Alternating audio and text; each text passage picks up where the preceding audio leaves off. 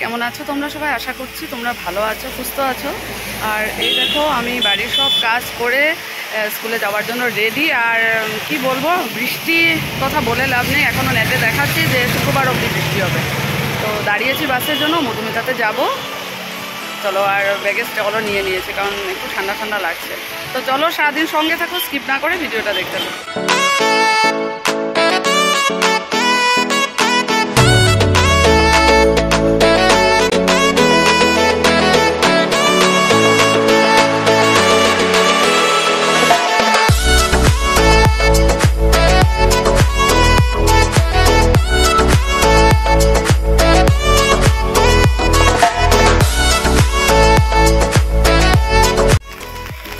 দেখো বাস থেকে নেমে হেঁটে যাচ্ছি, আবার বৃষ্টি শুরু। আজকে সারাদিনই বৃষ্টি।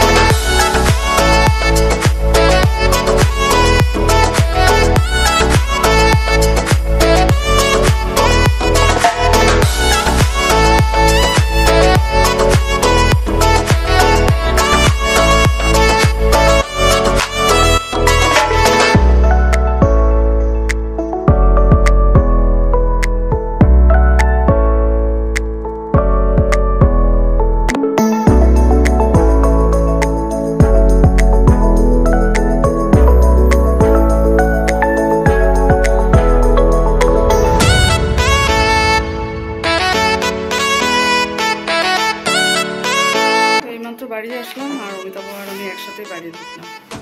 এখন ফ্রেশ হয়ে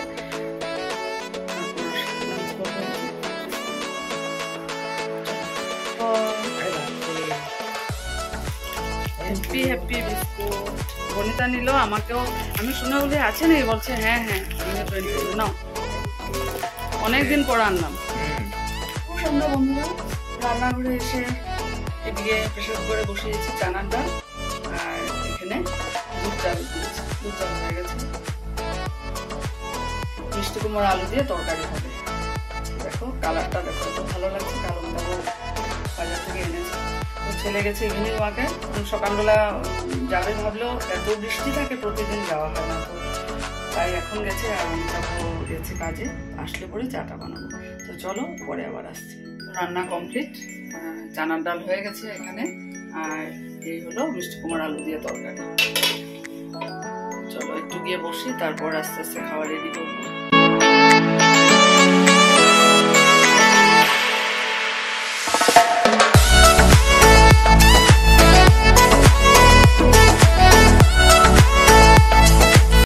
এই দেখো ডিনার রেডি করা হয়েছে, মিষ্টি কুমড়ো আলু দিয়ে তরকারি। আর অমিতাভ নিয়ে গেছে, অমিতাভকে শুধু আলু দিয়ে দিয়েছে, এটা ছেলের আর আমার। চলো, আর এদিকে বাইরে বৃষ্টি শুরু হয়ে গেছে। এই মাত্র খাওয়া দাওয়া শেষ করে আসলাম, আর বাইরে মুষলধারে বৃষ্টি শুরু হয়েছে। খেতে যাওয়ার আগে থেকে সন্ধ্যাটা বেশ ভালোই কাটলো, ঠিক 9টা-10টা থেকে শুরু হয়ে গেছে। তো যাক, কাজ তো করতেই হবে। সব কাজ শেষ করলাম, রান্নাঘরে কাজ শেষ করে রাত ব্রাশ করা হবে। ছেলে আর অমিতাভ শুয়ে পড়েছে। তো চলো, আমরা এখন বিছানায় যাওয়ার অপেক্ষায়। আজকের ব্লগটা তাহলে এখানে শেষ করে দিচ্ছি। আগামীকাল নতুন একটা ব্লগে দেখা হচ্ছে। তোমরা সবাই খুব ভালো থেকো, সুস্থ থেকো। Good night.